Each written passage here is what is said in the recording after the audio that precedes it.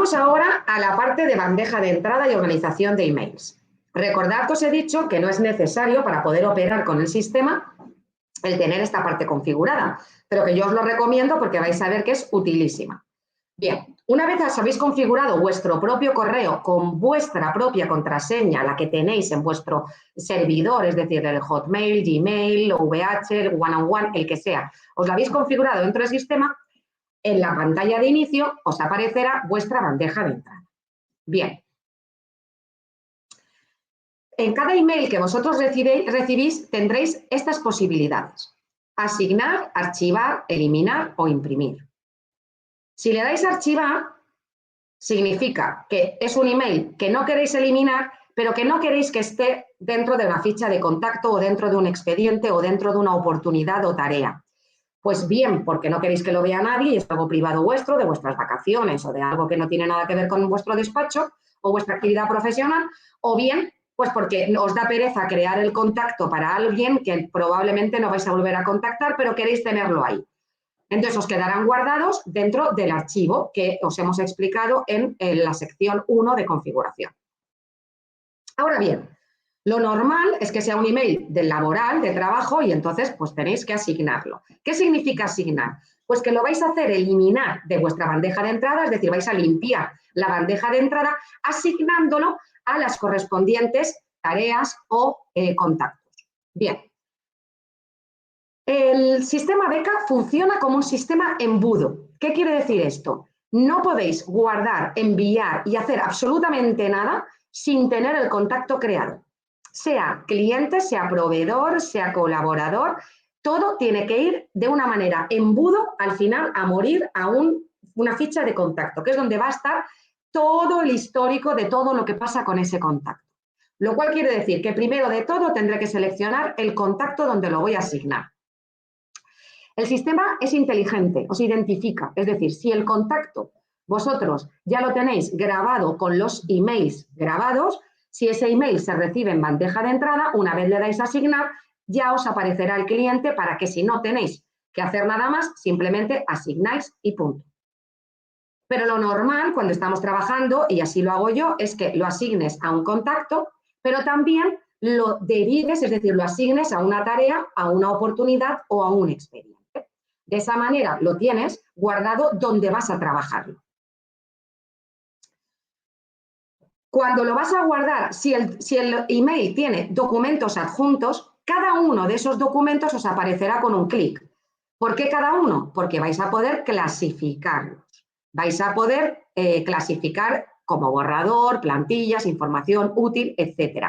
Entonces, habrá primero la posibilidad de clasificar cada uno de manera distinta, pero sobre todo habrá archivos adjuntos que suele pasar mucho, como son las fotos que os vienen del logo o de lo que sea, que se han quedado por ahí como archivos adjuntos. Entonces, para no entorpecer el sistema, pues no las marcáis y no se os adjuntarán. Bien, veis que aquí aparece en el cuarto punto, aparece la posibilidad de encuadrarlo como judicial. Esto no es baladí, es decir, que lo clasifiquéis como judicial va a hacer que después en los filtros de reconstrucción de autos os aparezca, con lo cual os va a facilitar muchísimo el trabajo. Entonces, ¿cómo trabajamos nosotros con Beca? Pues imaginaos que recibo un email de un procurador. Ese procurador nos ha adjuntado una providencia de un expediente en concreto. Entonces, yo lo que haré será, cuando recibo el email, lo asignaré al contacto procurador, el que sea, pero lo archivaré en el expediente correspondiente como judicial. De esa manera, yo tendré dentro de la ficha del contacto, que es el procurador, todo lo que me ha ido enviando, y tendré dentro del expediente del cliente todos los documentos judiciales que corresponden a ese expediente.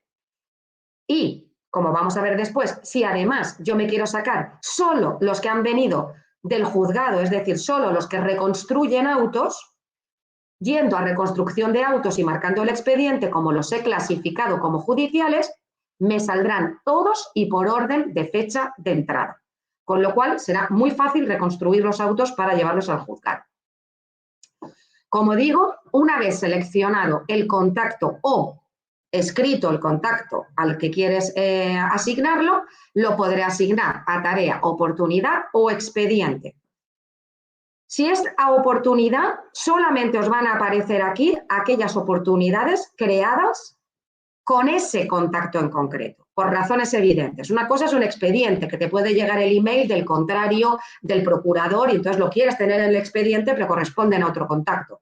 Pero cuando son oportunidades, es decir, son oportunidades de negocio, el sistema, lo hemos hecho así por lógica, solamente te van a aparecer aquellas oportunidades creadas. Entonces, todas las comunicaciones previas que tú tengas con un potencial cliente o con un potencial colaborador o proveedor, pues te van a ir llegando y tú las vas a ir asignando para tener dentro de esa lead, esa oportunidad, todas las comunicaciones que has tenido con esa llegada a la conclusión o al cierre de la oportunidad.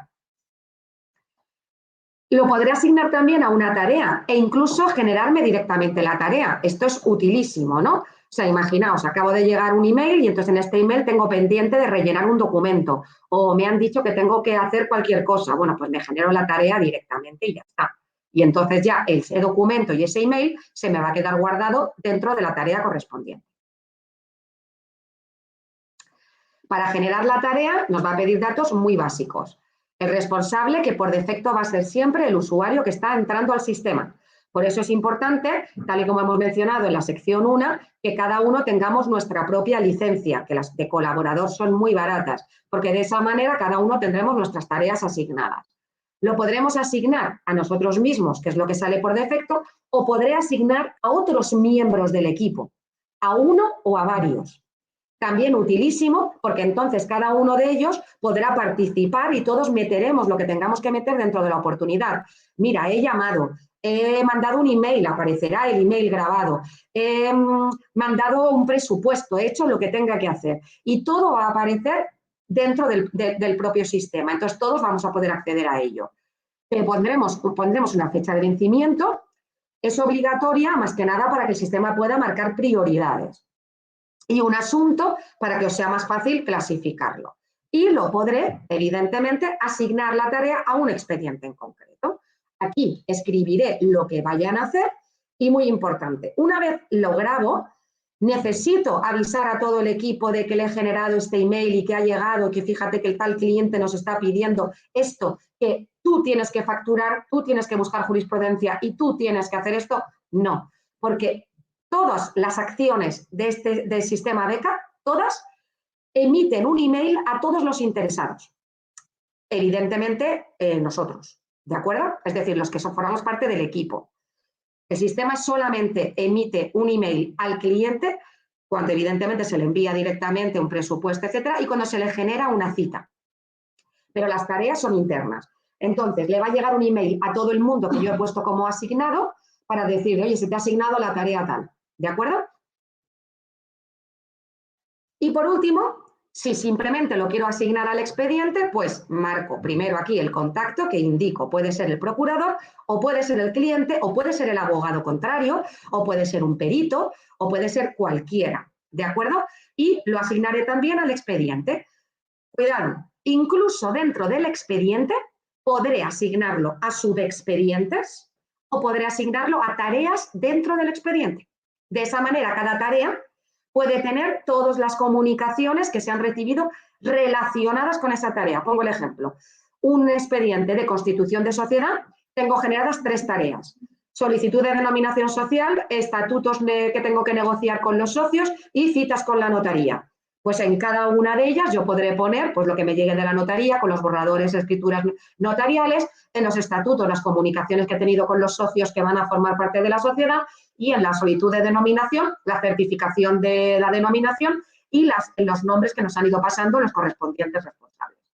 Y lo voy a tener todo clasificado por tareas. Evidentemente, también voy a poder, al mismo tiempo que ya he decidido dónde lo voy a asignar y dónde lo voy a archivar, voy a poder contestar o reenviar.